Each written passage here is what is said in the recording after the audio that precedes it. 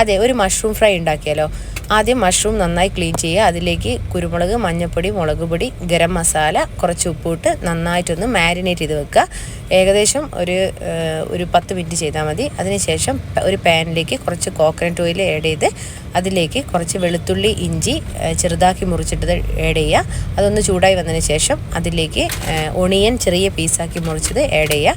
അതിലേക്ക് ശേഷം കുറച്ച് സാൾട്ടും കൂടി ആഡ് ചെയ്ത് നന്നായിട്ടൊന്ന് വഴറ്റിയെടുക്കുക.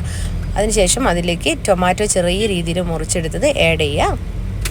അത് നന്നായി വഴറ്റിയെടുത്തതിന് ശേഷം കുറച്ച് മുളക് പൊടിയും, ആവശ്യത്തിന് മുളക് പൊടിയും, മഞ്ഞൾപ്പൊടിയും, കുറച്ച് കുരുമുളക് പൊടിയും കൂടി ആഡ് ചെയ്ത് നമ്മൾ നേരത്തെ മാരിനേറ്റ് ചെയ്ത് വെച്ചിരിക്കുന്ന മഷ്റൂം കൂടി ആഡ് ചെയ്ത് നന്നായിട്ടൊന്ന് മൂടി വെച്ച് വേവിക്കുക. അതിനുശേഷം കുറച്ച് കഴിഞ്ഞിട്ട് കുറച്ച് ക്യാപ്സിക്കം ആഡ് ചെയ്യുക.